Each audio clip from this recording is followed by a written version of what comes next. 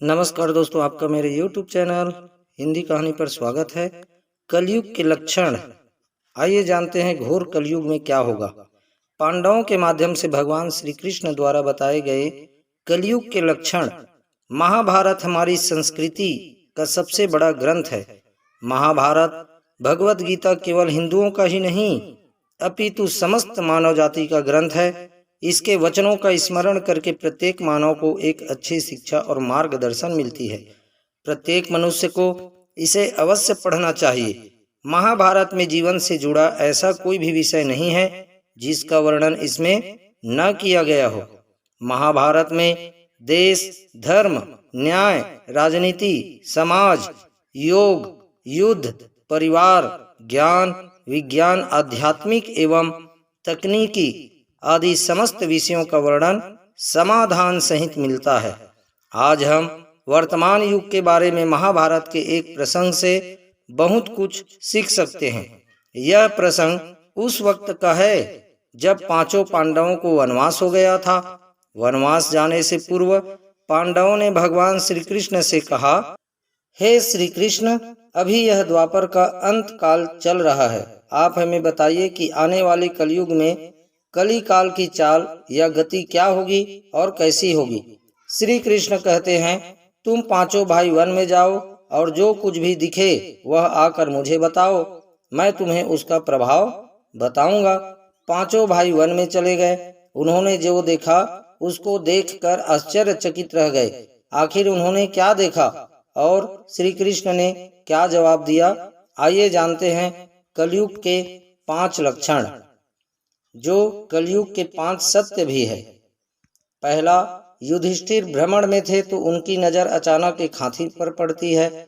युधिष्ठिर देखता है कि उस हाथी के 2 सूंड होते हैं, जिसे देख युधिष्ठिर चौंक जाते हैं और वे आकर सबसे पहले भगवान श्री कृष्ण से वो वाक्य सुनाते हैं। जवाब में भगवान श्री कृष्ण कहते हैं कि हे धर्मराज युधिष्ठिर, कलयुग में ऐसे लोगों का राज होगा जो हमेशा प्रजा और अन्य लोगों का दोनों ओर से शोषण करेंगे। इन लोगों के 2 पहलू होंगे, ये कहेंगे कुछ और करेंगे कुछ और। पहले तो ये लोग अन्य लोगों से मीठी मीठी बातें करके उन लोगों को अपने मतलब के लिए इस्तेमाल करेंगे और उन लोगों से मतलब निकल जाने के उपरांत मुंह फेर लेंगे। दूसरा लक्षण है, युधिष्ठिर के प्रश्न के उपरांत अर्जुन ने कहा, हे श्री कृष्ण, मैंने जो देखा वो तो इससे और ज्यादा आश्चर्यजनक था।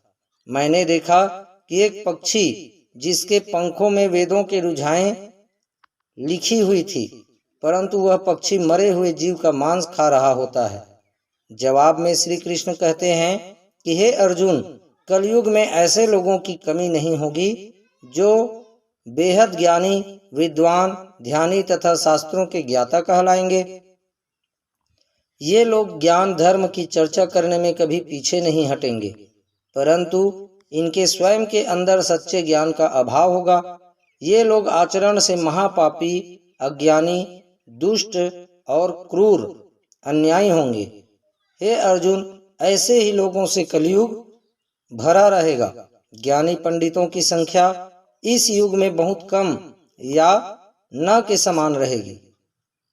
तीसरा लक्षण भगवान श्री कृष्ण ने बताया कि अर्जुन के बाद भीम कहते हैं कि मैंने देखा एक गाय अपने बछड़े को इतना चाट रही होती है कि वह बछड़ा लहूलुहान हो जाता है। जवाब में भगवान श्री कृष्ण कहते हैं कि कलयुग में माता पिता अपने संतानों पर इतना अधिक ममत्व की भावना रखेंगे कि वह बालक इसी ममत्व की भावना में उलझा रहेगा और धर्म कर्म के महत्व को समझ न पाएगा। वह माया में इतना ज्यादा उलझ जाएगा कि उसे अपने विकास का अवसर ही नहीं मिल पाएगा और उसका जीवन वहीं खत्म हो जाएगा।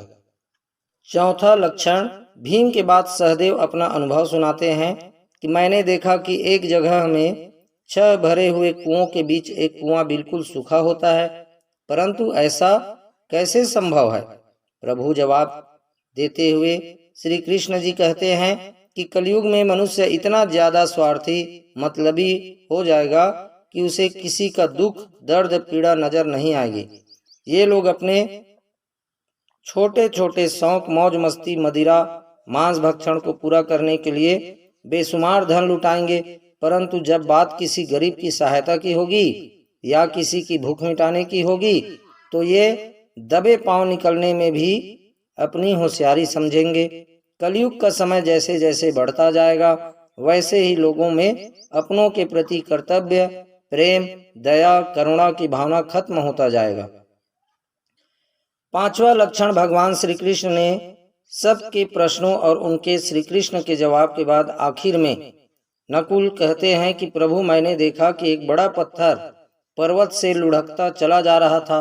वह पत्थर बड़े बड़े पत्थरों एवं वृक्षों के टकराने पर भी नहीं रुका, लेकिन अंत में एक छोटा सा पौधे के सामने आने पर वो पत्थर रुक गया।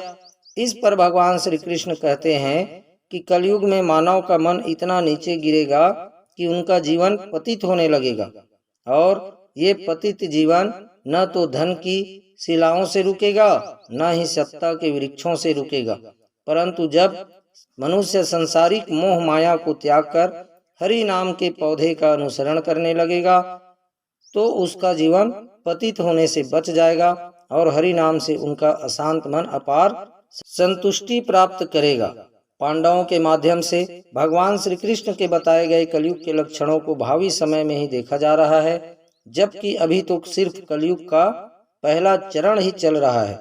कलयुग अभी से हम पर अपना इतना ज्यादा प्रभाव डाल रहा है कि हम अपनी मानवता को ही भूल बैठे हैं। कलयुग के इस प्रभाव से बचने के लिए हमें अपने मन में हमेशा ही ईश्वर के प्रति श्रद्धा व अच्छे कर्म करते रहना चाहिए, ताकि हम कठिनाई भरे कलयुग की भवसागर को पार कर सके।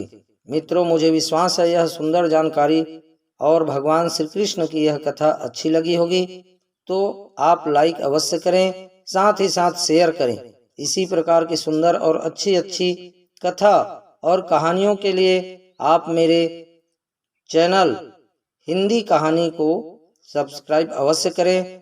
आप हमेशा खुश रहें, मुस्कुराते रहें। जय जय श्री राधे कृष्ण।